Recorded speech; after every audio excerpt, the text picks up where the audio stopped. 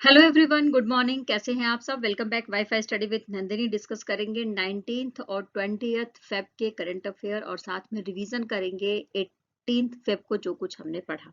Telegram के link पर English और हिंदी दोनों लैंग्वेजेस में जो हमारा कंटेंट है वो उपस्थित है, तो पढ़ सकते हैं, नोट्स बना सकते हैं। तो चलिए स्टार्ट करते हैं। सबसे पहले डेज के बारे में चर्चा करेंगे, उसके बाद जो भी न्यूज़ है उसके बारे में चर्चा। छत्रपति शिवाजी महाराज की जयंती हमने 19 फरवरी को मनाया। हिंदू कैलेंडर के अनुसार ये डेट चेंज होती रहती है। 2024 में हमने 394 नंबर की जयंती मनाई। इनको छत्रपति की उपाधि दी गई थी, जिसका मतलब होता है संप्रभु, सर्वोपरि। ठीक है। अच्छा, 1870 के दशक में एक समाज सुधारक थे, महाराष्ट्र से बिलोंग करते थे। इनका नाम है ज्योतिराव फुले। ठीक है, तो इनके द्वारा ही रायगढ़ के किले में इनके कब्र की खोज करी गई थी शिवाजी महाराज की, और उसके बाद से ही महाराष्ट्र में उनके जयंती को एक उत्सव के रूप में मनाया जाता है। साथ ही मैं आपको बता दूं कि इन्होंने अब जो अहमद शाह अब्दाली था उसके शासन से निकलकर मराठा साम्राज्य की स्थापना करी थी। सिर्फ 16 साल की उम्र में इन्होंने तोरण किले को जीता। इसके बाद एक साल बाद यानी 17 साल से 18 साल की उम्र के बीच में इन्होंने रायगढ़ किले को जीता और कोंडाना किले को जीत लिया था। तो याद रखेंगे, छत्रपति शिवाजी महाराज की जयंती मनाई गई है 394 नंबर की 19 फरवरी को। नेक्स्ट बात करेंगे मृदा स्वास्थ्य कार्ड दिवस, जो भारत में 19 फरवरी को मनाया जाता है।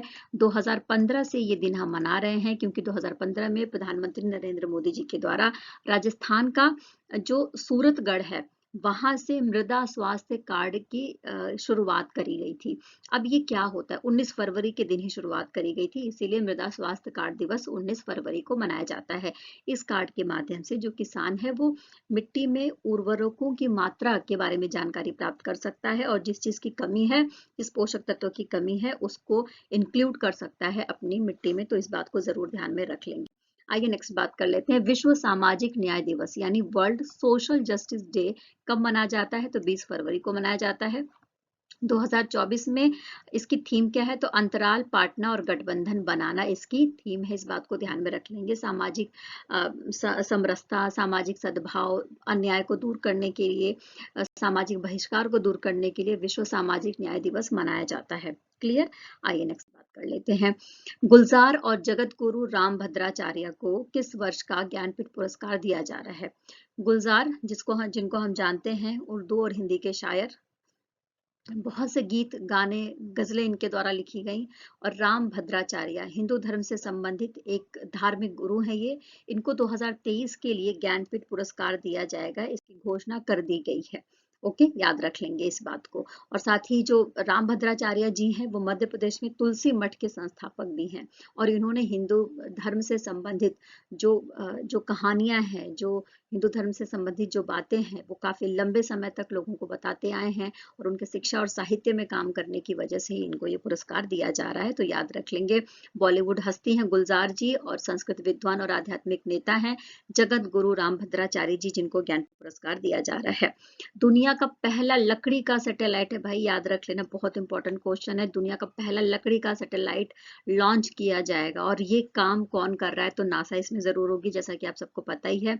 नासा ऐसे अतरंगी काम करती रहती है। साथ में जैक्सा है। जैक्सा क्या है? तो जैक्सा जापान का स्पेस सेंटर है। ये दोनों मिलकर लकड़ी का सैटेलाइट बनाएंगे और उसको लॉन्च कर देंगे। इसका नाम क्या रखा गया है? तो इसका नाम है लिग्नोसैट प्रोब। क्या नाम रखा गया है? Lignosat probe.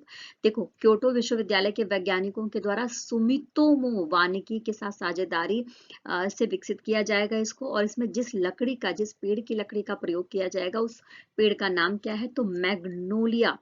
मैग्नोलिया पेड़ों से प्राप्त जो लकड़ी होगी, उससे ये सैटेलाइट बनाया जाएगा। इको फ्रेंडली होगा, यानी कि अगर जैसे कि हम जो धातु के उपग्रह छोड़ते हैं वो वहीं पर जो हमारा ब्रह्मांड है उसी में तैरता रहता है। लेकिन ये जो लकड़ी के सैटेलाइट होंगे, ये अपने आप समाप्त हो जाएंगे टाइम पीरियड इनका खत्म होने के बाद में। ओके, तो इन बातों को ध्यान में रखते हुए ही इसे बनाया गया है, पर्यावरणीय सुरक्षा को ध्यान में रखते हुए नासा और जैक्सा के द्वारा। Okay, Japan aerospace exploration agency. Okay, याद रख लेंगे इस बात को। भारत का पहला स्वदेशी जासूसी उपग्रह है जिसका नाम है स्पेस एक्स। किसके द्वारा विकसित किया गया, ये पूछा जा रहा है।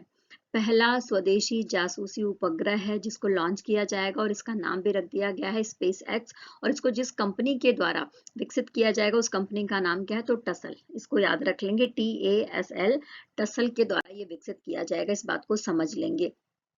Tata advance systems limited Tata advance system limited. और देखो अप्रैल तक इसको क्या कर दिया जाएगा, इसको लॉन्च कर दिया जाएगा, ऐसी बात कही गई है टाटा के इस कंपनी के द्वारा जिसका नाम है टसल, ये Tata advance system limited. Clear. आइए नेक्स्ट बात कर लेते हैं, इसरो के द्वारा प्रस्तुत युवा वैज्ञानिक कार्यक्रम का क्या नाम है। तो देखो युवा वैज्ञानिक कार्यक्रम 2019 से ही चल रहा है, इसरो के द्वारा चलाया जा रहा है। 2019 में, 2022 में, फिर 2023 में और अब 2024 में। ओके। और इसका नाम क्या है, तो इसका नाम है युविका, है ना। अच्छा, ये किस लिए योजना लाई गई है, ये योजना इसलिए लाई गई है ताकि जो छात्र हैं 9वीं से 12वीं तक के जो छात्र हैं, जो हमारे देश के युवा हैं, जो बच्चे हैं, वो अंतरिक्ष से संबंधित और ये जो हमारा ब्रह्मांड है उससे संबंधित जानकारी प्राप्त कर सके। और इसका नाम रखा गया है युविका। क्या नाम रखा गया है, युविका। ओके। इसमें स्पेशली जो हमारे रूरल एरियाज हैं, जो हमारे ग्रामीण क्षेत्र हैं, वहाँ के बच्चों को प्रोत्साहित किया जा रहा है विज्ञान से जुड़ने के लिए, ब्रह्मांड से जुड़ने के लिए, अंतरिक्ष से जुड़ने के लिए। साथ ही अगर आप इंटरेस्टेड हैं, बच्चे हैं इंटरेस्टेड हैं और आप जानना चाहते हैं इसके बारे में, तो इसरो के द्वारा एक वेबसाइट भी लॉन्च करी गई है जिसका नाम है jigyasa.iris.government.uvika। ओके। तो इस वेबसाइट पे जाके भी आप सारी जानकारी ले सकते हैं कि नॉमिनेशन कैसे कर सकते हैं, आपकी पात्रता क्या होनी चाहिए और कौन कौन से काम आप इसके द्वारा कर सकते हैं। क्लियर। आइए नेक्स्ट बात कर लेते हैं, युवा सशक्तिकरण के लिए उड़ीसा सरकार ने कौन सी योजना शुरू करी है। अच्छा, कल हमने कौन सी योजनाओं के बारे में पढ़ा था, एक हमने पढ़ा था वन मित्र पढ़ा था, जो हरियाणा गवर्नमेंट की योजना थी, वन लगाए जाएंगे, वहां के युवाओं के लिए एक योजना लेकर आई गई थी हरियाणा सरकार के द्वारा। और हमने एक पढ़ा था कि कन्या सुमंगला योजना, क्या पढ़ा था, कन्या सुमंगला योजना। ये जो कन्या सुमंगला योजना है ये यूपी गवर्नमेंट की योजना है, ठीक है, जो हमने पढ़ा था कल की न्यूज में। युवा सशक्तिकरण के लिए उड़ीसा सरकार ने कौन सी योजना शुरू करी है, तो इसका नाम है स्वयं। यानी युवाओं के लिए ये योजना शुरू करी गई है और 18 से 35 साल के युवाओं के लिए ये योजना है। इसके तहत हर युवा को 1 लाख रुपए दिए जाएंगे बिना ब्याज के, यानी ब्याज इन पर नहीं लिया जाएगा 1 लाख रुपए पर, जिससे कि युवा अगर अपना कुछ काम स्टार्ट करना चाहता है तो वो कर सके और राज्य की ग्रोथ में भागीदारी कर सके और अपनी आर्थिक स्थिति भी सुधार सके। तो याद रख लेंगे, स्वयं उड़ीसा राज्य सरकार की नई एक योजना लेकर आई गई है और यह है उड़ीसा के मुख्यमंत्री नवीन पटनायक जी, उड़ीसा की राजधानी भुवनेश्वर।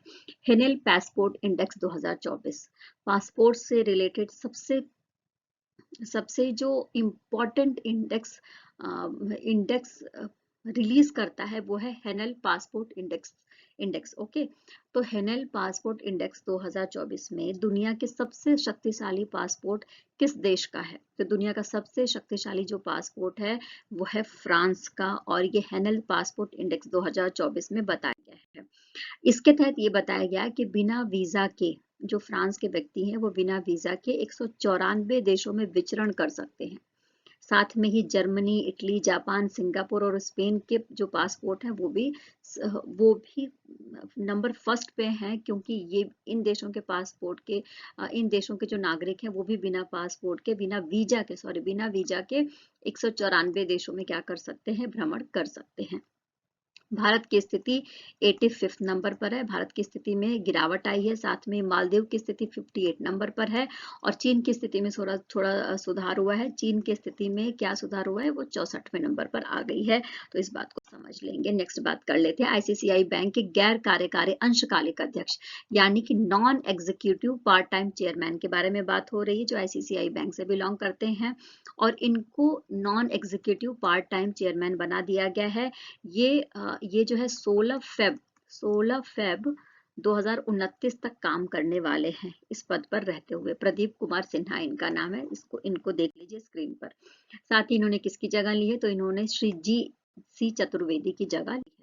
नेक्स्ट बात करेंगे ईवी संरचना यानी इलेक्ट्रॉनिक व्हीकल के बारे में बात हो रही है। इलेक्ट्रॉनिक व्हीकल के बारे में बात हो रही है, तो पूरे भारत में इलेक्ट्रॉनिक व्हीकल के लिए जो इंफ्रास्ट्रक्चर डेवलपमेंट है वो सबसे ज्यादा किस राज्य में डेवलप हुआ है? तो ये जो सबसे ज्यादा डेवलपिंग किया गया है ईवी इंफ्रास्ट्रक्चर के क्षेत्र में, कर्नाटका के द्वारा डेवलपमेंट किया गया है। साथ ही अगर आपसे कोई पूछे कि सबसे ज्यादा इलेक्ट्रॉनिक व्हीकल यूज करने वाला स्टेट कौन सा है, तो याद रख लेना वो यूपी है। यानी सबसे ज्यादा इलेक्ट्रॉनिक व्हीकल कहाँ पे चल रही हैं, तो यूपी में चल रही हैं। और अवसंरचना यानी इंफ्रास्ट्रक्चर के बारे में बात हो तो बात करेंगे कर्नाटका की। ओके, क्लियर, याद रख लेंगे इस बात को। देखिए, हमने दंगल मूवी देखी है, ठीक है? तो दंगल मूवी में बबीता फोगाट की बचपन का जो रोल है इन्होंने प्ले किया था स्क्रीन पर, जिसे आप देख रहे हैं, इनका नाम क्या है? तो इनका नाम है सुहानी भटनागर। सुहानी भटनागर की सिर्फ 19 साल की उम्र में डेथ हो गई, क्योंकि इनको एक बीमारी थी और दिल्ली के एम्स से इसका इलाज चल रहा था। इनकी बीमारी का क्या नाम है? तो डर्मोमायोसाइटिस। क्या नाम है? डर्मोमायोसाइटिस। प्रसिद्ध जैन भिक्षु थे जिनका नाम है विद्यासागर महाराज। 77 साल की उम्र में इनका निधन हो गया है। और जैन धर्म से संबंधित जो सल्लेखना है, सल्लेखना जो विधि है, इसकी शुरुआत इनके द्वारा करी गई थी। तो याद रख लेंगे, सल्लेखना विधि की शुरुआत जैन धर्म में किसने करी थी? तो विद्यासागर महाराज के द्वारा करी गई थी। 77 साल की उम्र में इनका निधन हो गया है 18 फरवरी को, छत्तीसगढ़ के राजनांदगांव जिले में। आइए अब रिवीजन कर लेते हैं जो कुछ हमने 18 फरवरी को पढ़ा। तो 17 फरवरी को वैश्विक पर्यटन लचीलापन दिवस मनाया जाता है। नेक्स्ट बात करेंगे, फरवरी के महीने का जो तीसरा रविवार होता है उस दिन विश्व व्हेल दिवस मनाया जाता है। इस बार हमने 18 फरवरी को इसको मनाया है। सबसे तेज 500 टेस्ट विकेट लेने वाले दूसरे गेंदबाज कौन बने हैं? तो रविचंद्रन अश्विन का नाम याद रख लेंगे। भारत और इंग्लैंड के बीच में टेस्ट सीरीज चल रही थी, उसके दौरान ही इन्होंने रिकॉर्ड बनाया है। भारत की तरफ से अनिल कुंबले हैं और साथ ही मुथैया मुरलीधरन जो श्रीलंका से बिलोंग करते हैं, उन्होंने भी 500 विकेट लिए हैं। तो भारत के दूसरे और सबसे तेज लेकिन 500 टेस्ट विकेट लेने वाले जो दूसरे गेंदबाज के रूप में हम इनको जानते हैं, रविचंद्रन अश्विन को। आइए नेक्स्ट बात कर लेते हैं, हरित आवरण को बढ़ाने के लिए हरियाणा ने किस योजना का उद्घाटन किया है? तो वन मित्र योजना के बारे में मैंने हालांकि अभी बात करा। तो वन मित्र योजना को स्टार्ट किया गया है। राजस्थान के किस स्थान पर लौह अयस्क भंडार की खोज करी गई है? तो राजस्थान का जो करौली डिस्ट्रिक्ट है वहां पर लौह अयस्क भंडार की खोज करी गई है बहुत बड़े पैमाने पर। आईआईटी भुवनेश्वर अनुसंधान और उद्यमिता पार्क के साथ किसने साझेदारी करी है? तो टाटा स्टील ने ये साझेदारी कर रखी है। अब देखो, प्रधानमंत्री जीवन ज्योति बीमा योजना और प्रधानमंत्री सुरक्षा बीमा योजना, ठीक है? तो इन योजनाओं के लिए डिजिटल नामांकन किसने शुरू कर दिया है? तो डिजिटल नामांकन शुरू कर दिया है एसबीआई ने। इसके बारे में कल हमने बहुत अच्छे से डिटेलिंग में पढ़ा था। भारत में सबसे मूल्यवान और गैर सूचीबद्ध फर्म कौन सा है? तो सीरम इंस्टीट्यूट ऑफ इंडिया के बारे में हमने पढ़ा था, जो फर्स्ट नंबर पर है। और ये है अदार पूनावाला, जो सीरम इंस्टीट्यूट ऑफ इंडिया के चेयरमैन है। ओके, याद रख लेंगे इनका नाम। नेक्स्ट बात करेंगे, किस विधानसभा ने परिसीमन और एक राष्ट्र एक चुनाव प्रस्तावों को खारिज कर दिया है? तो 2026 में चुनावी परिसीमन होने वाला है और एक राष्ट्र एक चुनाव प्रस्ताव केंद्र सरकार की तरफ से लेकर आया गया था। इन दोनों को खारिज कर दिया गया है तमिलनाडु राज्य की तरफ से, तमिलनाडु की विधानसभा के द्वारा। न्यायाधीश को आईसीजे का नया अध्यक्ष चुना गया है। तो देखो, लेबनान से बिलोंग करते हैं, इनको न्यायाधीश के रूप में चुना गया है आईसीजे। आईसीजे क्या है? तो हैग में जो अंतर्राष्ट्रीय न्यायालय है उसके लिए इनका चुनाव हुआ है, उसके अध्यक्ष के रूप में इनका चुनाव हुआ है। लेबनान से बिलोंग करते हैं। पशुपति कुमार पारस ने किनके लिए सुफलम का उद्घाटन किया है? पशुपति कुमार पारस कौन है? तो ये हमारे देश के खाद्य प्रसंस्करण मंत्री हैं, ठीक है?